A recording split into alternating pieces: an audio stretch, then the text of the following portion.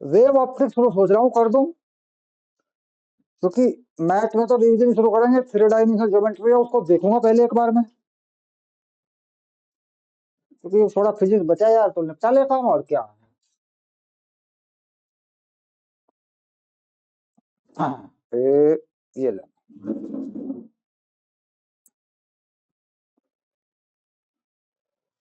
चलिए wave optics.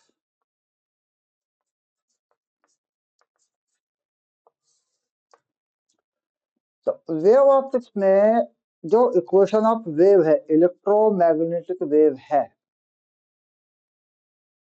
उसका काम है। लेकिन वो वाली चीज नहीं है जो हम पढ़ चुके हैं। क्या काम है उसका मैं बताता हूँ कि यहाँ पर एक फिनोमेना होता है, सुपर पोजिशन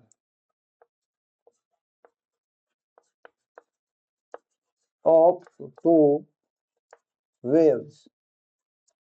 मान लो कोई वेव है मेरे पास y1 equal to a sine omega t minus a x, ये वाली है मान लो मेरे पास। हम्म और दूसरी है मेरे पास y2 equal to a sine omega t minus k x plus 5, ये वाली चीज है मान लो मेरे पास।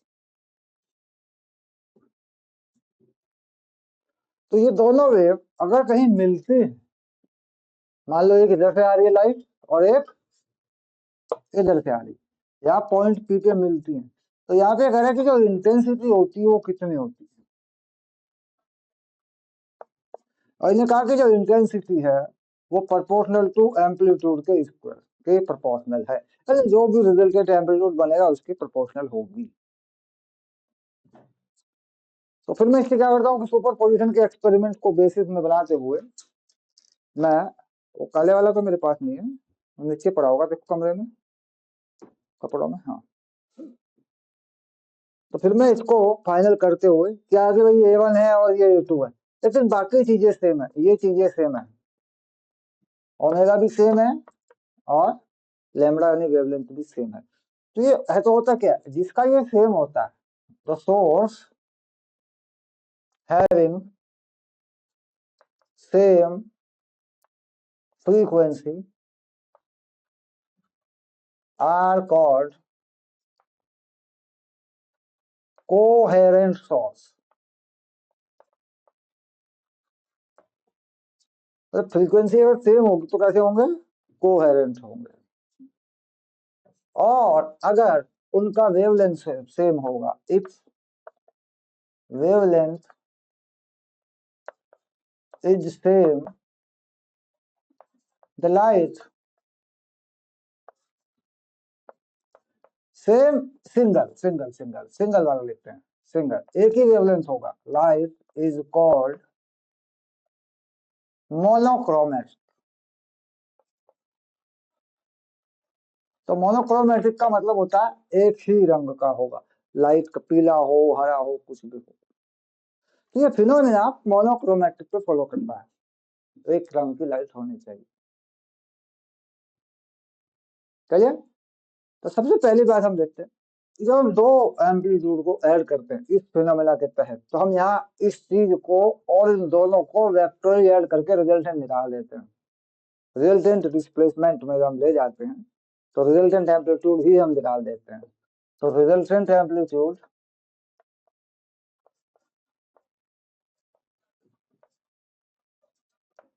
वेक्टर में अगर निकालेंगे पैरेललोग्राम एडिशन से, तो क्या होगा वो फॉर्मूला, ए आर का स्क्वायर A1 का स्क्वायर A2 का square plus 2 A1 A2 cos 5, ये होता है। और जब AR लिखता हूं तो इसका अंडर रूट कर देता हूं,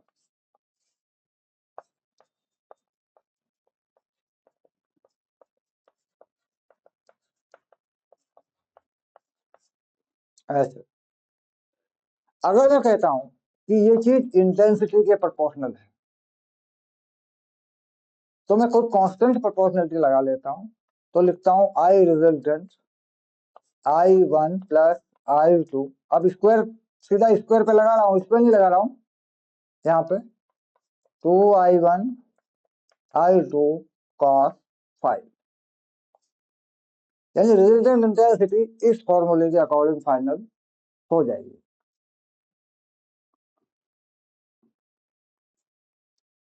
यानी एम्पलीट्यूड का स्क्वायर सीधा आई बन जाता है। मैं कह रहा हूं आई मैक्सिमम कब हो सकती है,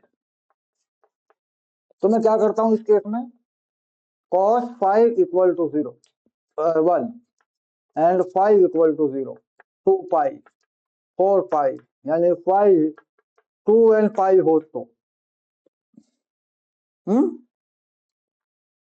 यानी वे एक दूसरे के साथ एग्जैक्टली मिल जाएं, यानी ऐसी कहानी हो जाए एक वेव ये आ रही है और दूसरी वेव भी न्यू आ जाए, ये हो गई y1 और ये हो गई y2, फेज डिफरेंस ना हो, 2 पाई 4 पाई या फिर 0 हो, एक के ऊपर एक वेव चढ़ जाए, सिंपली अटैच हो जाए। तो इस केस में मैक्सिमम निकालता हूं आई मैक्स, तो ये हो जाता है i1 plus i2 plus 2i1 i2, यहाँ पे बेटा रूट लगाना ऐसे क्योंकि स्क्वायर है, गलती हो जाती है हमसे ऐसे, क्योंकि a1 a2 है ये, a1 a2 है, तो i ये होगा, ये i का रूट होगा और यहाँ 1 लगा दिया मैंने, तो ये पूरा हो गया root i1 plus root i2 का स्क्वायर, ये होगा। इसके बाद आई मिनिमम क्या होगा, ये होता है cos 5 equal to -1 5 equal to pi, यानी होता है 2n-1 इंटू पाई, यानी कि पाई 3 पाई 5 पाई। इस केस में एक वेव यूं जा रही होगी तो दूसरी वेव इसका उल्टा जा रही होगी, ये मान ले आई y1 है और ये मान ले y2 है, उल्टी हो जाएंगे, ऊपर नीचे हो जाएंगे, जो घट के बचेगा माइनस होके बचेगा वही रिजल्टेंट बनेगा। तो यहाँ पर मिनिमम इंटेंसिटी जब डिफाइन होती है तो कितनी होती है, आई मिनिमम यहाँ लिख देता हूँ, तो जब क्या करेंगे यहाँ -1 रखेंगे तो ये हो जाएगी root i1 minus root i2 का स्क्वायर, ये मिनिमम हो जाएगी।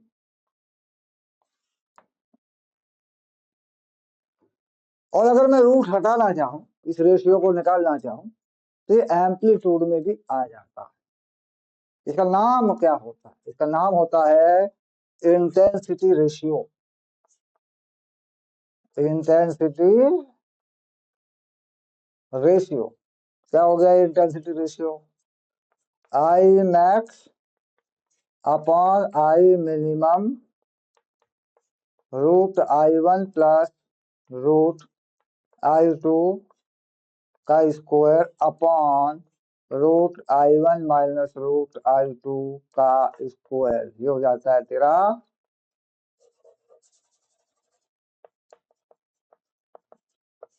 Intensity ratio. हाँ, स्क्रीनशॉट ले ले मोहित, इंटेंसिटी सिंपली जा रही है प्रोपोर्शनल टू एम्पलीट्यूड स्क्वायर हो रहा है, और दोनों का फ्रीक्वेंसी सेम है, वेवलेंथ सेम है, केवल एम्पलीट्यूड में फर्क है। हो सकता है दोनों के एम्पलीट्यूड भी सेम हो तो फिर A1 A2 इक्वल करके लगा देते हैं, अगर दोनों सेम हो तो इक्वल करके भी लगा देते हैं, एनसीईआरटी इक्वल करके लगाती है। हाँ, तो in terms of amplitude, screenshot हो गया, एनी डाउट, यहाँ कोई तक कोई डाउट हो तो बताएं, सम्राट आज गायब है।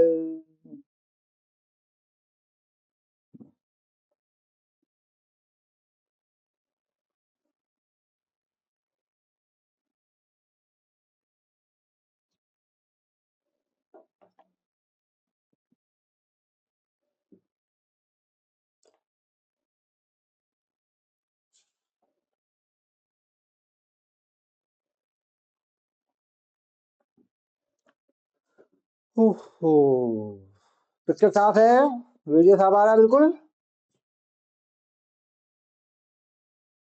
और वेरी गुड, और ऑडियो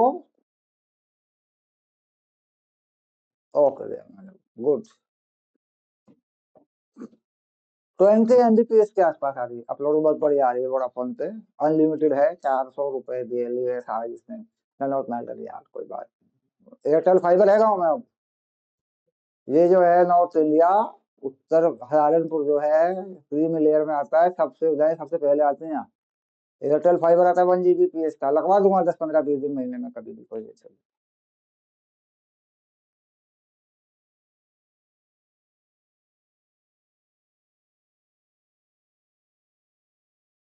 आगे चलें। तो इस पे न्यूमेरिकल दे रहा हूँ मैं। ओके। और मैं इसको इन टर्म्स ऑफ एम्पलीट्यूड लिख रहा हूँ इस चीज को। तो इन टर्म्स ऑफ एम्पलीट्यूड, दोनों वेव पे intensity ratio in terms of amplitude.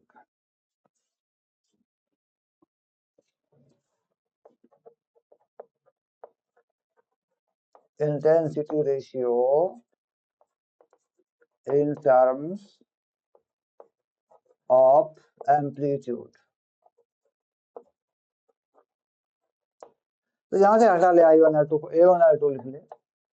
I max upon I minimum A1 plus A2 का स्क्वायर, क्योंकि मुझे पता है रूट में कि A के प्रोपोर्शनल होता है A1 माइनस A2 का स्क्वायर। ओके। अब यहाँ एग्जांपल दूंगा। If two waves super impose मिलती हैं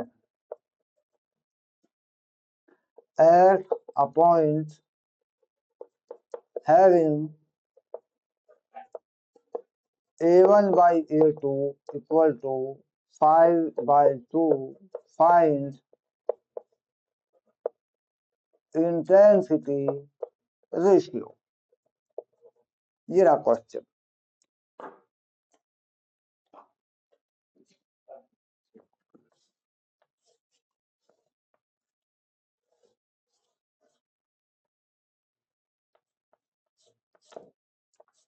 अब ये मत कहना सर आप ही कर दो।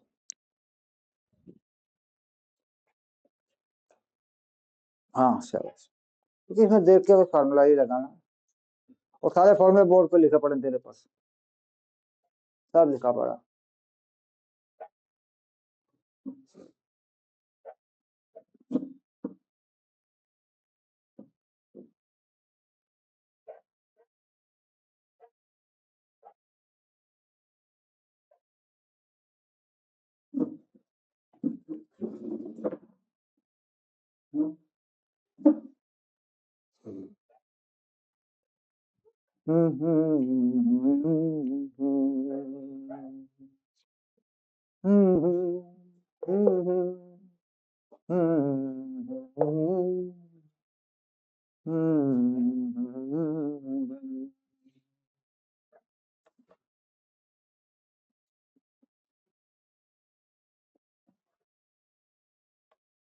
हाँ, A1 बाई A2 तो है ना,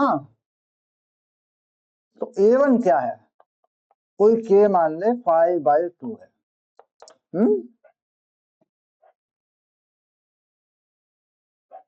तो इसे कह देंगे 5K/2 हो जाएगा। तो रेशियो में ऐसा हो जाता है ना, डाल दो। तो A क्या हुआ, A1 क्या हुआ, और यहाँ पे लगा ले, ऐसा कर लेना तू, A1 को 5K डाल दे, रेशियो ही तो है ये। A1 को डाल दे 5K और A2 को डाल दे 2K, बस हो गया। 5:2 का रेशियो ही तो है, और क्या है।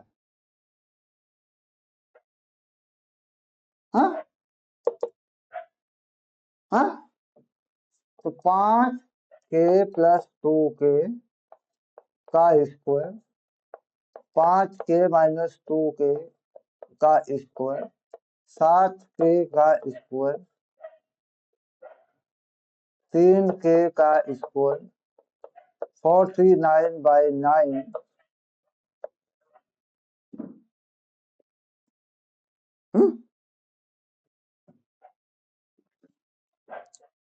अब इसने कहा intensity ratio I max upon I minimum 25/1 है, फाइंड A1/8। चलो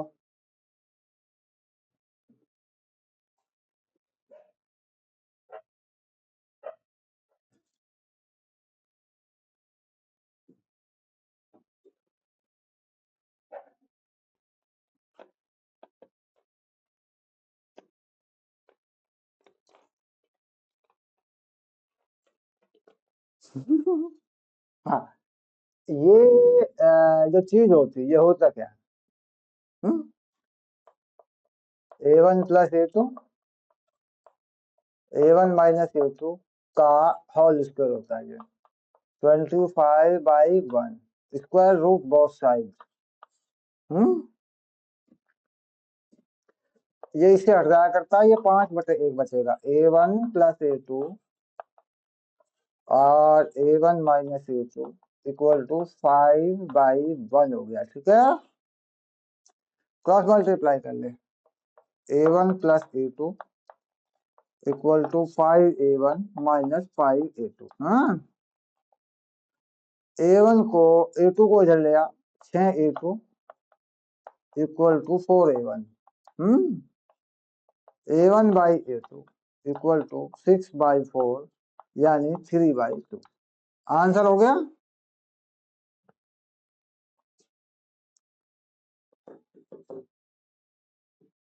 तो ठीक है, ये वाली चीज आ गई। और सेम एम्पलीट्यूड पे क्या करते हैं, अगर एम्पलीट्यूड सेम हो तो मैक्सिमम इंटेंसिटी कैसे देखी जाती है, ये भी देख लेते हैं।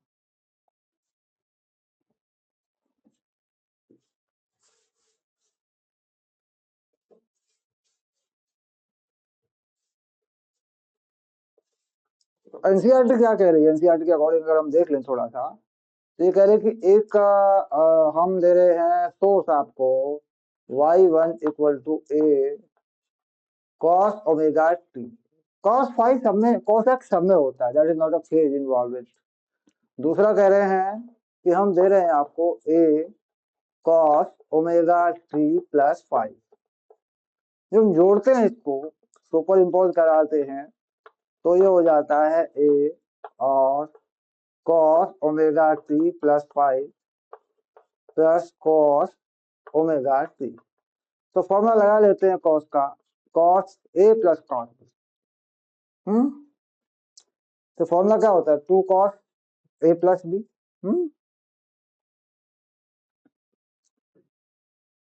और cos a - b होता है ना। cos a + cos b क्या होता है, cos a + b - cos a - b है। तो ये हो जाता है 2a cos a + b/2। हाँ,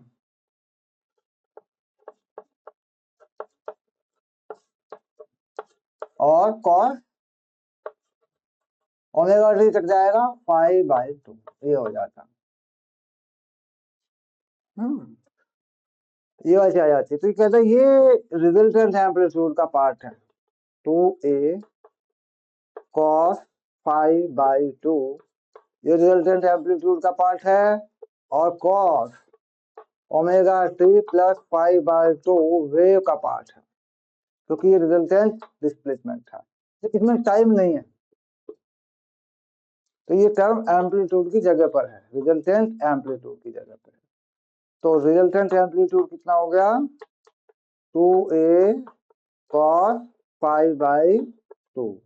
तो रिजल्टेंट इंटेंसिटी कितनी हो जाएगी, इसका स्क्वायर ए आर का स्क्वायर और के लगा देंगे, के 4a² cos स्क्वायर 5/2। अब 4a², एक किसकी है, एक किसी एक की है ना, ये तो ये तो भाई ए एक का है तो किसी एक की हो जाएगी कि, तो लिख देंगे 4I0 cos स्क्वायर 5/2, क्योंकि के a² किसी एक सोर्स के लिए हो जाएगी, और हमारे पास क्या है, दो सोर्स कहीं मिल रहे हैं, इसकी I0 और इसकी आई नॉट, और दोनों के बीच में क्या फेज दिया मैंने, पाई। तो रिजल्टेंट का फॉर्मूला क्या बन गया, ये बन गया। जो सेम हो तो यानी मैक्सिमम इंटेंसिटी 4 गुना हो सकती है एक की, अगर दोनों के बीच में फेज ना हो, तो 4 गुना हो,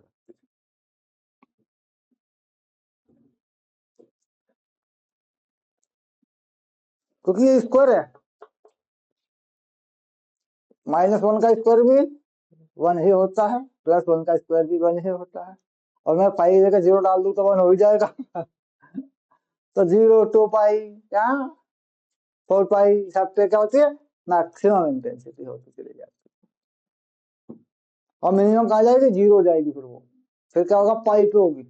अगर पाई कर दो इसको पाई, यहाँ कितना हो जाएगा, पाई/2, cos पाई/2 कितना होता है, 90, यानी पाई पे मिनिमम का मतलब 0, 0, 2 पाई, 4 पाई पे क्या, 4I0, 4 गुना। फिर में एक चीज होती है मॉइस, ए sine omega t minus k x, तो यहाँ पे ये बनाता है पाथ डिफरेंस,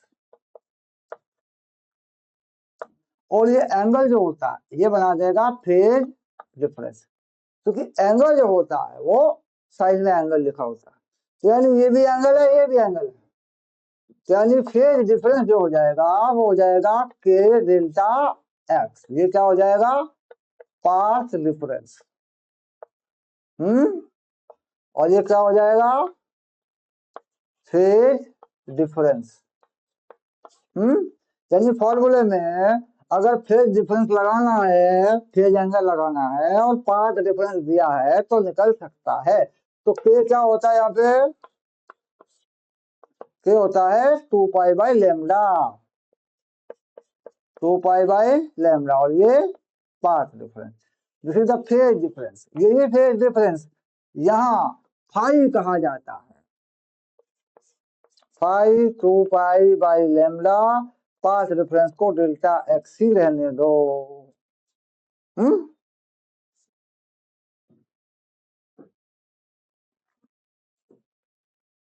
तो अगर मुझे पाथ डिफरेंस मालूम है तो मैं फेज डिफरेंस लगा के दोनों वे में रिजल्टेंट इंटेंसिटी बता सकता हूं इस रास्ते से।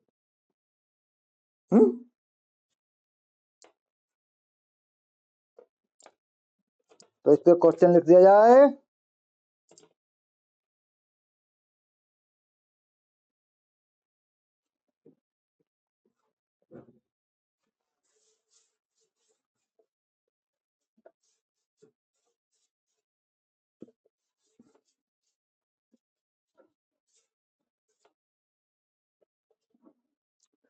तो 2 वेव सुपर इम्पोज, एग्जाम्पल में आ गया 2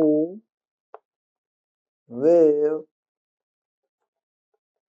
super impose at a point having intensity of each I naught and path difference lambda by 3, find resultant intensity at the point। ये रहा तेरा सवाल, 1 करोड़ का इनाम मामूली है इसके लिए, कुछ नहीं।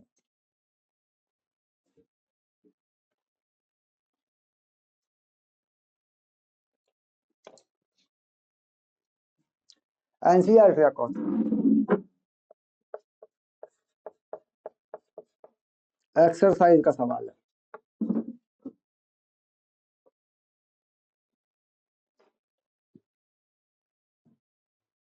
चैप्टर सारे बढ़िया हैं, अब कोई दिक्कत नहीं है, तो हलवा खाओ, याद करो।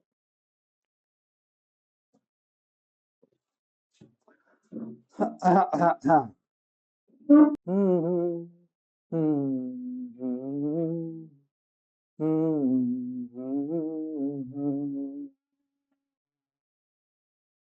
पाई बाई थ्री तो फेज डिफरेंस बनेगा, उसे रिजल्टेंट इंटेंसिटी में तो डाल दे। देख पहले क्या बनाया, फेज डिफरेंस बनाया। टू पाई बाई लेमडा, कितना पार्ट डिफरेंस है, लेमडा बाई थ्री, तो कितना होगा phase difference, two pi by three, और फॉर्मूले में लगता है पाई बाई टू, तो कितना हो जाएगा पाई बाई थ्री, और रिजल्टेंट इंटेंसिटी का फॉर्मूला क्या होता है, four I not cos square five by two. Five by two की वैल्यू क्या है, पाई by three, four I not cos square pi by three. Pi by three की वैल्यू क्या होती है, वन बाई टू है, four I not one by two cos 60 की value का स्क्वायर, तो आंसर हो गया आई नॉट। यानी जो एक की है वही मिलके दोनों की रहेगी।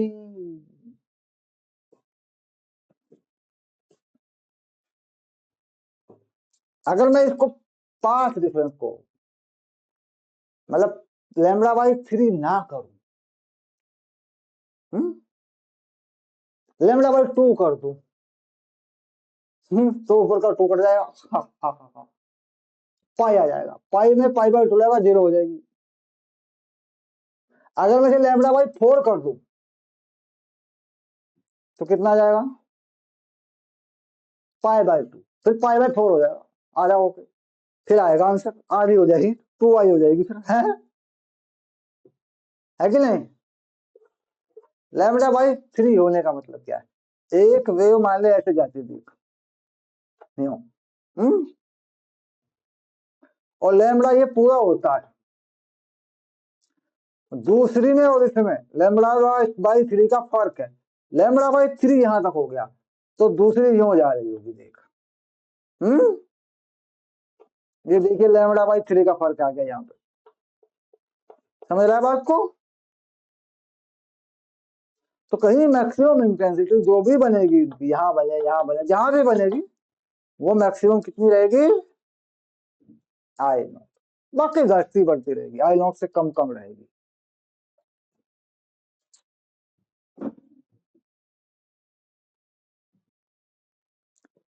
तो मामला समझ में आया। हाँ तो ये जो खेल है, ये इंटेंसिटी बेस्ड क्वेश्चन, भाई इंटेंसिटी कैसे बदलती है, लेट्स फॉर जेई, ये इंपॉर्टेंट मामला है सारा का सारा, जेई मेन में ये इंटेंसिटी पर ही पूछते हैं कुछ ना कुछ। और ध्यान रहे पाथ डिफरेंस को ये फेज डिफरेंस पे लेके जाते हैं, कई बार दे देते हैं, कई बार दिखा देते हैं डायग्राम में, लैम्बडा के टर्म में निकाल के फाइव में डाल के सॉल्व कर लो उसको,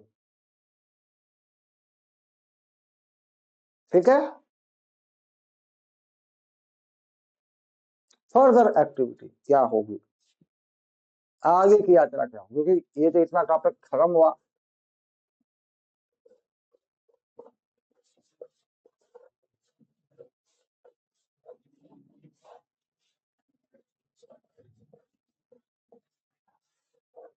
हाइगेंस प्रिंसिपल क्या होता है, हाइगेंस प्रिंसिपल,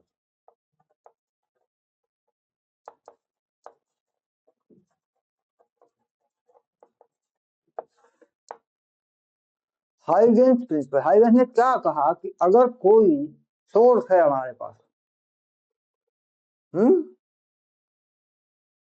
इससे निकलने वाली सभी वेव, इनको हम बोलते हैं प्राइमरी वेवलेट्स। लाइट जो निकलेगी इसका नाम क्या होगा, इससे निकली जो प्राइमरी वेवलेट, क्लियर।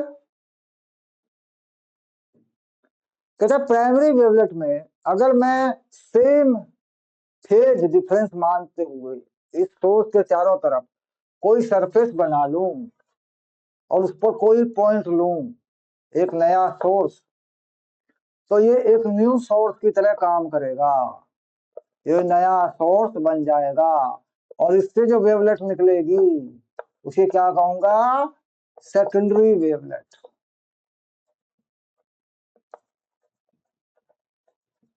ओके, तो प्राइमरी वेवलेट यानी पहली लाइट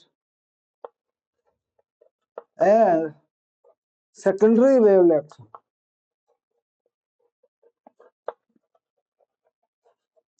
की स्पीड जो होगी है इक्वल स्पीड, उसी स्पीड से चलेगी जिस स्पीड से वेव पहले यहां से लाइट जा रही थी। अब इसके चारों तरफ अगर एक और सरफेस बना लूं तो इसे क्या कहते हैं, इन सरफेस को इन्हें बोलते हैं वेव फ्रंट। वेव फ्रंट, ये प्राइमरी वेव फ्रंट हो गया। और ये सेकेंडरी वेव फ्रंट हो गया। तो क्या कहते हैं, a surface of constant phase, यानी उसके फेज ना बदले, उसी फेज में सब आगे बढ़ते रहे, आगे जाते रहे जाते रहे, इज कॉल्ड वेव फ्रंट।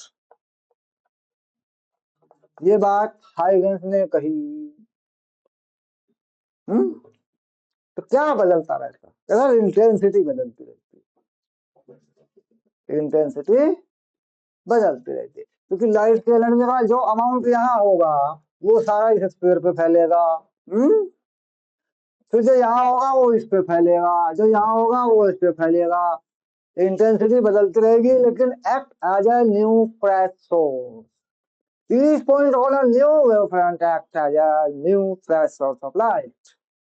हाँ, ये बात हाइगन्स ने कही, बोर्ड में पूछी जाती है, कंपटीशन में इसके बारे में बात नहीं होती, क्योंकि इसमें कोई क्या 4 नंबर देगा।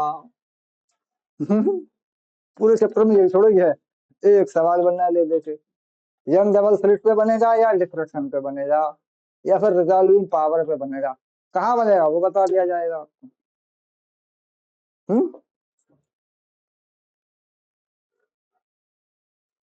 क्लियर। तो थोड़ा डिफिकल्ट मैटर चलेगा, थोड़ा रिस्की मैटर चलेगा हमारा, हम करेंगे कल, दोपहर में ही कर लेंगे कल इसको, मैच कल शाम को देखेंगे फिर आराम से, ठीक है। मैं थोड़ा 3D देख लूँ, है बना लूँ प्रोग्राम, हो सकता है मुझे 2 दिन लगे। निपटा लेते हैं तब तक, ठीक है, क्योंकि एक ही बचा उसमें से रिवीजन शुरू कर लेते हैं, मैथ का रिवीजन होना जरूरी है।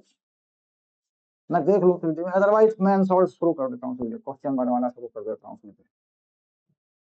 तो इसमें क्या रह गया, वाई डी एस टी और डिफ्रैक्शन, पोलराइजेशन, रिजॉल्विंग पावर।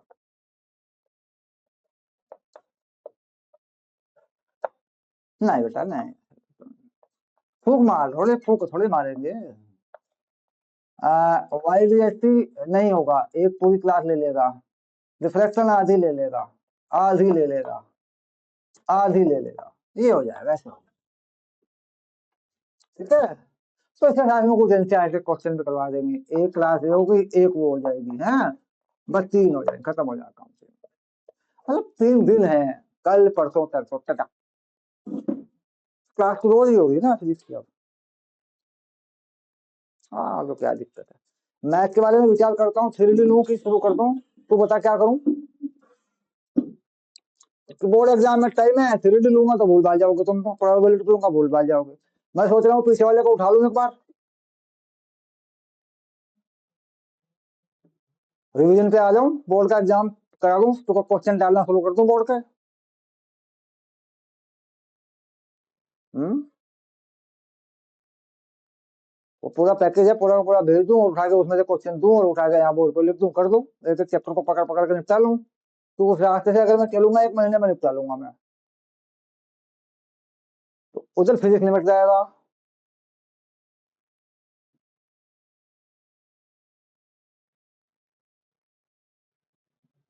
अच्छा ठीक है, तो भाई फिर मैं जेई का ही प्लान बना लेता हूँ, ठीक है।